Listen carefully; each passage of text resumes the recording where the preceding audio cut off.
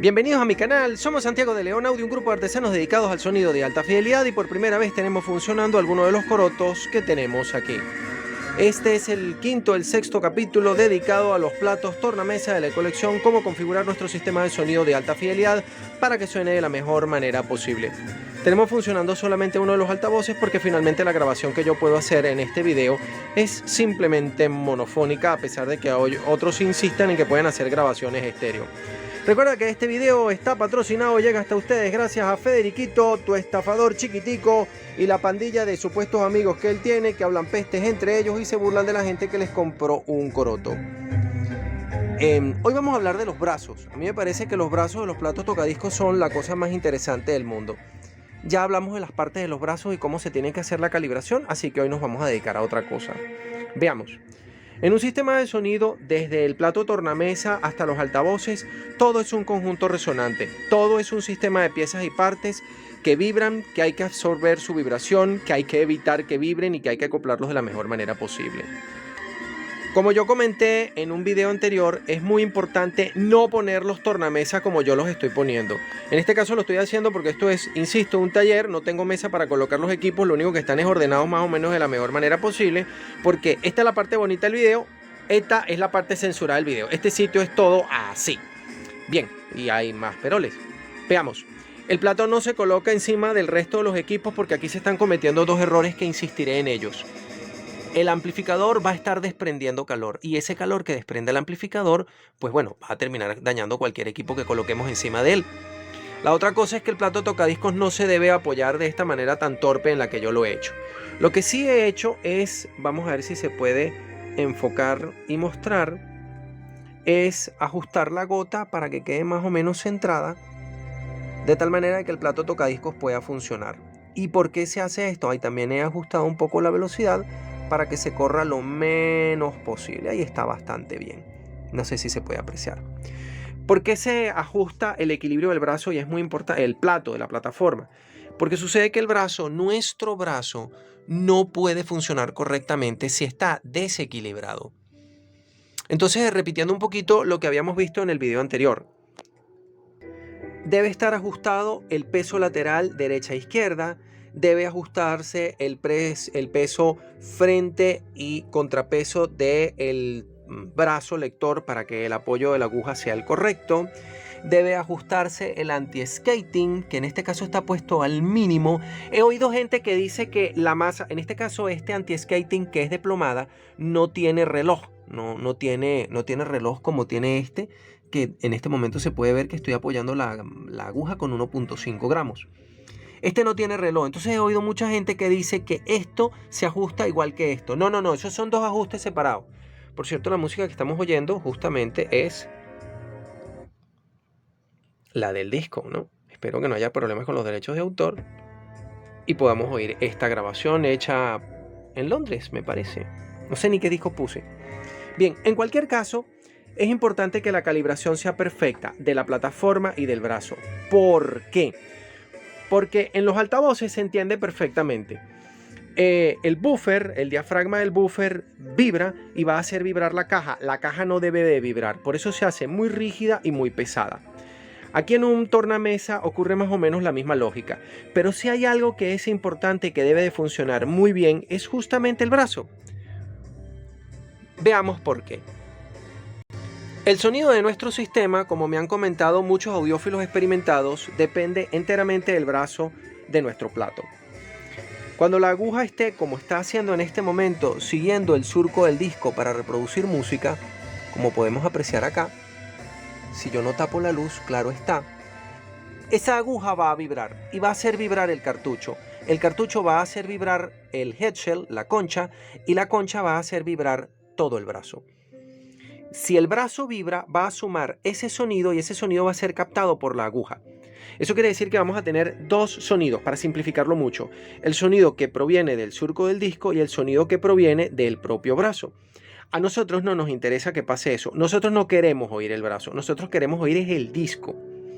Yo oí en una oportunidad que este fabricante argentino, Anubis Audio, decía que fabricar unos altavoces era algo así como fabricar un instrumento musical. Yo no terminé el curso de lutería en el INSE. Aquí en Caracas hay una institución que se llama el Instituto Nacional de Formación para el Trabajo, INSE, tal. Ellos dictaban un curso de lutería en el cual yo me inscribí con otro grupo de entusiastas porque ellos querían hacer cuatros. Yo en particular, bueno, quería un poquito mejorar mi trabajo de la madera porque yo soy un carpintero inepto. De hecho, soy el peor carpintero, o sea, ni siquiera. Entonces me acerqué y una de las cosas que contaba el maestro de lutería era muy poquito de sonido y mucho de lo que es el trabajo de la fabricación del instrumento. Entonces lo que él contaba era, el sonido del instrumento lo pone la madera, porque la madera es la que tiene que sonar. Eso es cierto con los instrumentos de cuerda, con el contrabajo, con el violonchelo, con la viola, con el violín, con la guitarra, todos estos instrumentos funcionan así. Pero no funciona así con los cajones. Los cajones no deben de sonar. De hecho, si el cajón resuena, lo que vamos a tener es una baja calidad de sonido. Eso yo lo nombré cuando estaba hablando de este tipo de altavoces cuyas cajas están hechas de un material muy blando, una madera muy poco consistente. Entonces vibra el diafragma del buffer, que es como está planeado, pero también vibra toda la superficie de las 6 tapas del cajón, emitiendo un sonido secundario. Eso es distorsión, eso es eco, eso no sirve para una mierda. Aquí pasa más o menos la misma cosa, porque esto es un instrumento acústico. Nosotros no queremos oír el brazo. Entonces yo comentaba en el capítulo anterior, en el capítulo 5, este es el capítulo 6, que cuando el brazo vibra, nosotros oímos esa vibración porque esa vibración va a ser captada por el cartucho. Ojo, que el cartucho no es perfecto, los cartuchos tienen un montón de problemas, pero ya vamos a hablar de eso. En principio, si el brazo vibra, vamos a oír su sonido. Y si se produce demasiado roce en el pivote o en el movimiento, en el segundo grado de libertad que tiene el brazo, pues todo eso lo vamos a oír en el cartucho. Por ejemplo, cuento esta. Hay un concepto entre el cartucho y el brazo que se llama la compliancia. La compliancia también ocurre entre el diafragma del buffer y su suspensión. En este caso es la misma cosa. La aguja está montada sobre un resorte de goma, un resorte especial. Ese resorte va a entrar en resonancia con la masa apoyada del brazo. Esa frecuencia de resonancia tiene que ser inferior a los 20 Hz para que no la oigamos. Además de eso, la frecuencia de resonancia del brazo, porque el brazo también tiene una masa y tiene su propia elasticidad. Si él vibra dentro de la frecuencia del registro acústico, creo que normalmente la frecuencia de resonancia va de los 300 a los 600 Hz, si no leí mal. Esa resonancia también la vamos a oír. Esa resonancia ensucia el sonido tanto como la resonancia de 150 a 400 Hz que tienen los paneles de MDF o de viruta de madera o de bisopan del que están hechos los cajones baratos. Es decir, este sonido barato de mala calidad lo vamos a también a oír en el brazo si el brazo no tiene compensado ese defecto. Por eso los brazos se hacen de aluminio, el aluminio se refuerza con magnesio para que la frecuencia de resonancia sea lo más alta posible y se lo trata de absorber con algún arreglo mecánico colocado en algún sitio. Entonces tenemos dos frecuencias de resonancia aquí. La frecuencia de resonancia de la suspensión de la aguja contra la masa del brazo, una frecuencia de resonancia que puede entrar dentro de la banda audible y echarlo todo a perder, y tenemos otra frecuencia de resonancia que es la del propio brazo contra su propia elasticidad. Fuera de eso también habíamos comentado antes la frecuencia de resonancia que tiene la plataforma giratoria, el volante inercial, y esa resonancia la vamos a estar oyendo también en el cartucho. Entonces el cartucho va a terminar captando tres frecuencias de resonancia que a nosotros no nos interesan. La de la propia aguja, esta es importante. Sucede que la aguja y su propia suspensión también tienen una frecuencia de resonancia. Eso está diseñado para que esté más allá de la banda audible, es decir, que la frecuencia de resonancia de la masa de la aguja contra su propia suspensión pase de los 25 kHz, que la frecuencia de resonancia de la suspensión de la aguja contra la masa del brazo esté por debajo de los 20 Hz y que la frecuencia de resonancia propia del propio brazo contra su propia masa esté lo más atenuada posible. Esa siempre va a estar dentro de la banda de audio, pero esté lo más atenuada posible. Eso hace que los brazos de los brazos de los platos tocadiscos tengan un timbre, tengan un sonido particular. Por eso todos los platos tocadiscos no funcionan igual. Esta compensación es muy importante y es complicada porque mientras más largo, y este es un brazo muy largo, más pesado va a ser el brazo, más baja va a ser su frecuencia de resonancia y va a ser más difícil disimularla. Eso sin quitar el problema de roce que produce ruido entre el pivote sobre el que gira el brazo y su segundo grado de libertad. Todo esto son problemas que tienen que ser compensados por el diseñador. Pero la aguja es otra ciencia y el cartucho también. Sucede que el cartucho tiene su propia frecuencia de resonancia. Hacer vibrar la pieza magnética, porque este es un cartucho de imán móvil, hacer vibrar la pieza magnética le crea también a ella una frecuencia de resonancia. Veamos, la captura del sonido que hace el cartucho sobre el surco del disco debe ser transmitido a través del vástago. El vástago que conecta la aguja con el interior del cartucho tiene que mover una pieza, que es la pieza de imán móvil o de reluctancia variable, y esta pieza tiene un problema. Ahí se va a crear también un sistema masa-resorte que tiene su nuevamente propia frecuencia de resonancia. El vástago se va a deformar, la aguja se va a deformar. Lo más probable es que la aguja se deforme muy poco porque suele ser o de zafiro en los cartuchos más económicos y de diamante en los cartuchos más caros. Es muy poco probable que se deforme. Pero otra cosa es el vástago. El vástago es de aluminio. En un tiempo se hicieron de berilio, pero ya no se pueden hacer así porque el berilio está prohibido. Es cancerígeno. Al igual que el aluminio, pero la gente no lo sabe. Sigan usando desodorante, que está hecho de aluminio atomizado, pulverizado. Bueno, por lo menos ese tipo de desodorante. En cualquier caso, lo que va a terminar pasando es que ese vástago se va a deformar tratando de vibrar. Y cuando ese vástago se trate de deformar, se va a deformar sobre todo en alta frecuencia y sobre todo la que está grabada a alto volumen, va a deformar el sonido y vamos a tener distorsión. La distorsión es muy importante combatirla porque la distorsión del amplificador ya hemos visto que se puede corregir, la del pre se puede corregir, pero la de un elemento mecánico no se puede corregir. Es importante entonces que nosotros usemos un cartucho y una aguja que hayan sido diseñados para tener la mejor calidad de sonido posible. Yo solamente he probado cartuchos Shure. Seguramente Ortofon y Pickering y el resto de las marcas y Stanton tengan cartuchos y agujas fantásticas. Yo de eso no voy a hablar porque yo no los conozco. Yo solamente he comprado Shure. He tenido la M44, la M70, la M75, la M92 y en una oportunidad sí la B15, pero la tuve que vender. Bueno, cosas de la vida. En cualquier caso, por cierto, esa es Moving Coil y hace falta un preamplificador especial Moving Coil. Ya vamos a hablar de ese detalle, aunque lo tocamos un poco en los videos de los preamplificadores. Por cierto, los videos de los preamplificadores eran 4 y se perdieron 3. Por eso solamente está la cuarta parte y la parte de cómo funciona la sección fono, que lo vamos a ahondar un poquito en esta serie de videos que tienen que ver con los platos tornamesa porque es un tema muy interesante. Como yo comenté antes, depende la calidad de sonido que vamos a tener de este formato de un montón de factores. Una persona que me hizo el comentario diciendo: yo no quiero usar platos tocadiscos, los platos tocadiscos producen ruido, tienen un montón de problemas, rumble, el ruido del disco, la suciedad de la superficie, el desgaste del cartucho, aguja, etc. Digital siempre es perfecto.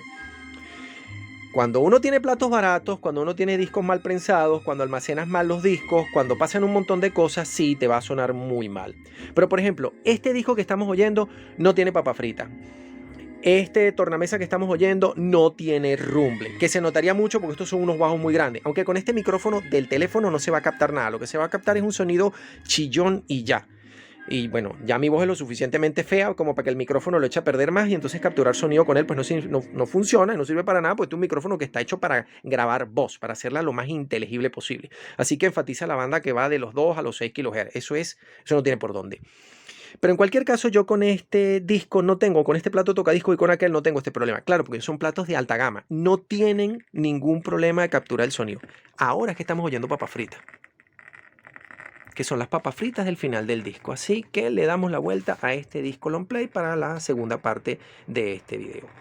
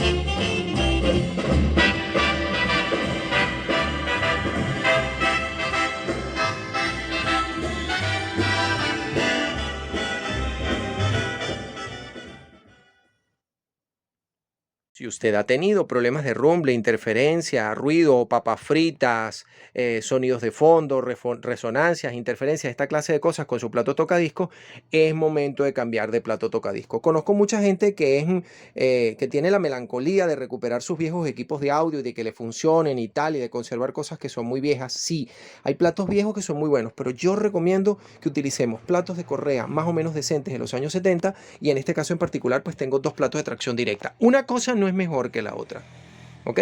Eso tiene que quedar muy claro. Yo no abogo por una tecnología o por la contraria. Me parece que las dos cosas pueden funcionar muy bien.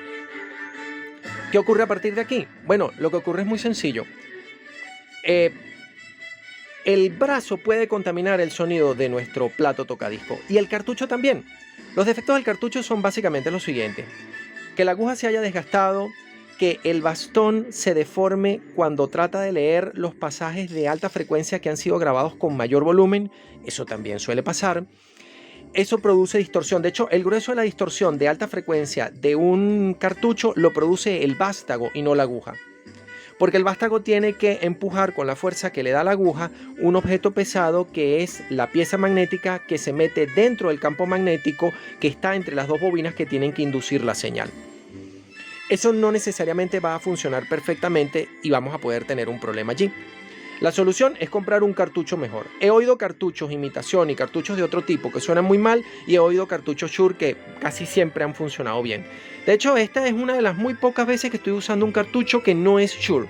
Este es un cartucho Technics, que suena más que razonablemente bien. Vamos a ver si podemos pillar el detalle de los agudos. Ya va, un poquito de volumen.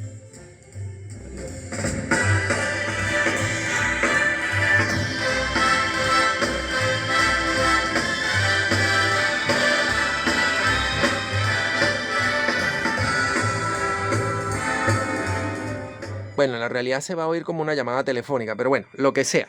La cosa a lo que yo me refiero es que este cartucho todavía está en buen estado porque puede leer las altas frecuencias. Cuando están muy gastados, pues las altas frecuencias no se pueden leer y te perdiste por completo los platillos. El hecho cierto es que la distorsión en alta frecuencia la pone el cartucho y la aguja. Aquí hay tres matices. Los primeros cartuchos, los cartuchos más normales, creo que la cosa es así. Los cartuchos más normales son los de imán móvil.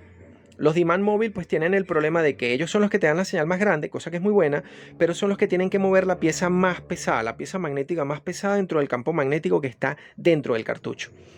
Eso hace que la respuesta en alta frecuencia por encima de los 10 kHz no necesariamente sea la mejor. Ojo, hay buenos cartuchos de imán móvil, no todos los cartuchos tienen problemas. Hay cartuchos que son geniales de imán móvil.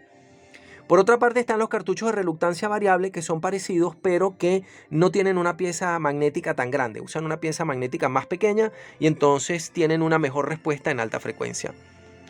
Hay cartuchos así que suenan muy bien. Yo llegué a tener cartuchos de reluctancia variable que podían leer perfectamente los 50 kHz. Yo en otro video mostré cómo tengo un receiver Pioneer QX949A que puede descodificar el sistema CD4 discrete 4 canales desde un plato tocadisco, y la aguja que se recomienda o el cartucho que se recomienda no es de bobina móvil, es de imán móvil de toda la vida. Lo que pasa es que es un cartucho bueno que puede leer alta frecuencia. Era un cartucho Pioneer, por cierto, que yo creo que los cartuchos Shure son mejores que los Pioneer. Por encima de esto están justamente los cartuchos de imán móvil. Casi ningún cartucho de imán móvil tiene problemas en leer el extremo de las frecuencias más altas grabadas en el surco del disco. ¿Por qué? Porque lo que tiene que hacer vibrar la aguja son dos bobinas, creo que de alambre de aluminio, Entonces la masa que se tiene que mover no llega al cuarto de gramo. O sea, la masa móvil es muy pequeña. Esa es la justificación de los cartuchos de bobina móvil. ¿Cuál es el problema? Bueno, que los cartuchos de imán móvil como este te dan 5 o 6 milivoltios. Son fácilmente amplificables por la sección fono que tenga cualquiera de los amplificadores que yo he mostrado antes. El problema con los cartuchos de reluctancia variable es que te dan una señal más pequeña, pero pueden llegar a una frecuencia más alta. Creo que es así o al revés, no lo tengo claro. Pero lo que sí tengo claro es que los cartuchos de bobina móvil son los que llegan fácilmente a las frecuencias más altas. Por varias cosas. Primero, porque nunca son de aguja cónica, siempre son de aguja elíptica, hiperelíptica o Shibata multirradial como la Shure B15. La segunda cosa es que la masa móvil es muy pequeña. Y como la masa móvil es muy pequeña, es muy fácil hacerla vibrar e inducir frecuencias altas. ¿Cuál es el problema? Que, por ejemplo, los amplificadores que yo tengo aquí, el Pioneer 9500, el Sansui 5900, este Yamaha 800 y el otro que tengo que es un Yamaha 810, no pueden amplificar esa señal. Necesitas una sección fono dedicada especial. Vamos a tocar ese tema más adelante cuando hablemos de los preamplificadores con todo detalle porque se perdieron 3 videos. Bueno, básicamente esto es lo que tengo que comentar sobre la calidad de sonido del registro fonográfico. Recuerda que en mi canal tengo 2 videos dedicados al Marantz Model 1200, tengo 10 videos dedicados al Sansui 5900, cómo se hace la restauración de un amplificador, y tengo una serie de videos muy interesantes que se dedican al Sansui 777, 999 y 9500 y la historia de Sansui. Desde Santiago de León de Caracas, saludos y suerte para todos, muchas gracias por visitar, compártelo en tus redes sociales y suscríbete si te ha parecido que mi contenido es de calidad.